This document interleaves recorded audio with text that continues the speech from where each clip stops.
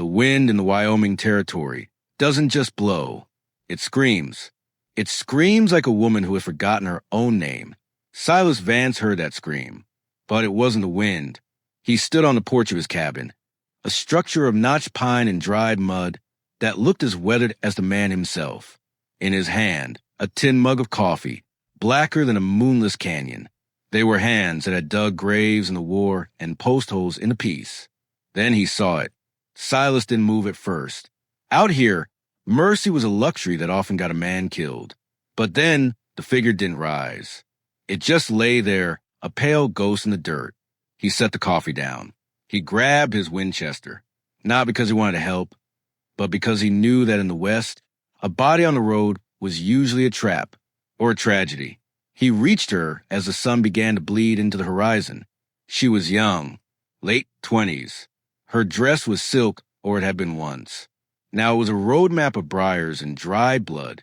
She looked up at him, her eyes wide, glassy with fever that tasted like death. "Please," she whispered. Her voice was like dry leaves skittering across a grave. "Don't let them find me. Do you want to know what happened next? Let's continue." Silas looked at the horizon. He saw no riders. Not yet, but he knew the desert. It never kept a secret for long. He picked her up. She weighed no more than a bundle of dry kindling. Silas's cabin was a place of silence. He liked it that way. Silence didn't lie. Silence didn't break your heart. He sat by the fire, whittling a piece of cedar. The shavings fell like snow on the floorboards. Before we continue this story of secrets and steel, Silas thought, or perhaps it was a narrator's voice echoing in the rafters. Take a moment. Sit with us by the fire. If you find peace in these stories of the old ways, hit that subscribe button. Join us on the trail. It's a long road, and it's better to travel together. By the fourth day, Clara was awake. She was beautiful, in a way that made Silas feel his age. Her hair was the color of a copper penny caught in the sun. Her skin was pale, save for the bruises that bloomed like dark flowers on her throat. "Why did you save me?" she asked one evening. Silas didn't look up. She laughed, but it was a hollow sound. "You're a hard man, Mr. Vance." "The world is hard, Clara," he said. "I'm just a mirror." The weeks turned into a month. The rhythm of the ranch changed. It wasn't just the sound of Silas's heavy boots anymore. There was a soft rustle of skirts, the smell of lye soap, the sound of a woman humming a tune that sounded like it belonged in a church back east. They worked together. Silas fixed the north fence, and Clara held the wire. Their hands touched briefly, his rough and calloused. Hers, soft but trembling. Silas felt something stir in his chest. A feeling he had buried 10 years ago when he buried his wife under the weeping willow by the creek. It was a dangerous feeling. It was hope. Hope in the West is like a flash flood. It looks like life, but it can drown you before you can catch your breath. One night, the rain hammered against the tin roof. It sounded like 1,000 lead bullets. They sat by the fire. The light flickered, casting long, dancing shadows against the walls. Clara moved closer to him. She smelled of rain and wood smoke. "I've never felt safe before," she whispered. Her hand moved his shoulder. "Not until I found this place. Not until I found you." Silas felt his pulse hammer against his ribs. He was a man of stone, but even stone could be worn down by a steady rain. She leaned in, her breath warm against his ear. "Don't stop, Silas. I've never felt this way before. Just hold me." Silas closed his eyes. He reached out to pull her closer, his large hand sliding down her waist, moving toward her hip to draw her into the heat of the fire. But then he stopped. He didn't stop because of the sound. He didn't stop because of the thought. He stopped because of the sensation. Under the silk of her dress, against the skin of her thigh, there was something cold, something hard, something that didn't belong to the softness of a woman seeking comfort. Silas's eyes snapped open. The warmth in his chest vanished, replaced by the icy clarity of a man who had survived 3 wars. He didn't pull away. Not yet. He let his hand linger, his fingers tracing the outline through the fabric. It was a garter, but it wasn't holding up a stocking. It was a sheath, with a movement as fast as a rattler's strike. Silas gripped her wrist with one hand and hiked her skirt with the other. Clara gasped, her face pale. There, strapped to her inner thigh, was a double-edged boot knife. The handle was ivory, carved with the image of a black widow spider. The silence in the room became heavy. It felt like the air before a lightning strike. That's a lot of steel for a woman who's just looking for safety, Silas said. His voice was no longer the voice of a rancher. It was the voice of the soldier he used to be. Clara didn't scream. She didn't cry. The softness in her eyes vanished, replaced by a cold, calculating steel that matched the blade. Every flower has thorns, Silas, she hissed.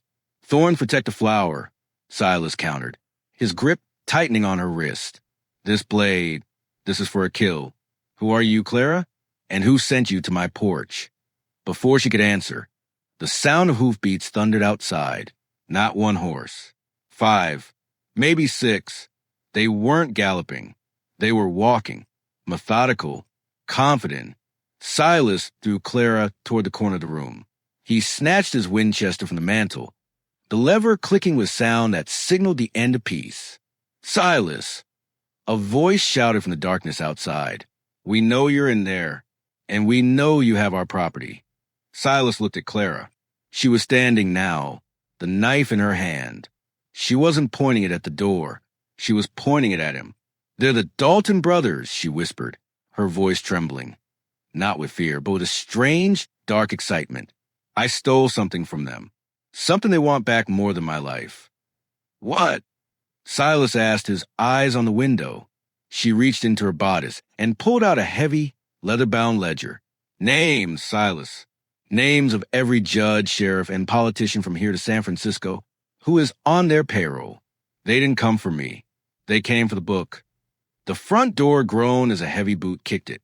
Give them the book, Silas, Clara said, her voice dropping to a low, dangerous tone. Or give them to me. Either way, you get to live. Silas looked at the ledger. He looked at the woman he had nursed back to health. He looked at the door that was about to burst open. He thought about the silence he loved. He thought about the peace he had built. And then he thought about the men outside, the men who bought and sold the law like cattle. I don't like being told what to do in my own house, Silas said. He turned toward the door. Stay behind the stove, he ordered. Why are you doing this? She asked, stunned. You know I lied to you. You know I was going to use that knife if I had to. Silas didn't look back. Maybe, but I already fed you, and I don't like wasting good food. The door exploded inward. The first man was big, a mountain of a man with a beard matted with trail dust. He didn't even have his gun out. He didn't think he needed it. He was wrong. The Winchester roared. The sound in the small cabin was deafening. The big man was thrown backward into the mud, a red crater where his chest used to be. Silas dropped to one knee behind the heavy oak table. Down, he barked at Clara. Lead began to pour into the cabin. The windows shattered, shards of glass flying like diamonds through the air. Silas fired again. And again. He was a machine. He didn't aim. He felt where the shadows were. A bullet grazed his shoulder. He didn't flinch. He just levered another round. Outside, a voice screamed in agony as one of Silas's shots found a mark in the dark. Cease fire, a voice yelled. Cease fire, damn you. The shooting stopped. The smoke hung thick in the room, smelling of sulfur and old regrets. Vance, the voice called out. It was Sheriff Miller. A man Silas had shared whiskey with just a month ago. Give us the girl in the book. We'll leave you the ranch. You can go back to your cows and your quiet. Don't die for a whore and a piece of paper. Silas looked at Clara. She was huddled by the stove, the ledger clutched to her chest. She looked small. She looked like the ghost he had found on the road. The thing about quiet, Miller, Silas shouted back, is that once you break it, you can't ever really get it back. You brought the noise to my door. Now you have to live with it. Silas reached into his pocket. He pulled out a small glass bottle, blasting oil. He had bought it for clearing stumps in the north pasture. Clara, he whispered, when I move, you run for the cellar. Don't look back. What about you? Silas looked at the ivory-handled knife, still gripped in her hand. If I don't make it, use that knife on the man who comes through the door. Don't let them take you alive. He stood up. He didn't use a rifle. He threw the bottle of blasting oil toward the remnants of the front door. Then he fired a single shot into the glass. The world turned orange. The explosion rocked the cabin. The porch was gone in a heartbeat. The screams from outside weren't human. They were the sounds of men meeting the devil ahead of schedule. Silas didn't wait. He charged through the smoke, his Colt .45 in his hand. He found Miller crawling in the dirt, his face blackened, his eyes wide with a terror that no bribe could fix. Silas stood over him. The fire from the cabin reflected in Silas's eyes. "The law doesn't live out here, Miller," Silas said. "Just the truth." Crack. One shot. The silence returned to the Wyoming territory. The sun rose the next morning in a different world. The cabin was a charred skeleton. The smell of smoke would linger in the soil for years. Silas stood by his horse, 2 saddlebags packed with what little he had left. Clara stood beside him. She held the ledger. "Where will you go?" she asked. "North," Silas said. "Maybe Montana. Somewhere the wind doesn't scream so loud." Clara looked at the burned remains of the home he had built. "I cost you everything. Your peace. Your home." Silas looked at her. He looked at the knife tucked back into her garter. He reached out and touched her cheek. It was the first time he had touched her without a weapon in his hand. "You didn't cost me anything, Clara. You reminded me that I was still alive. Peace is a fine thing. But a man who lives only for peace is just waiting to die." He climbed into his saddle. "Keep the ledger," he said.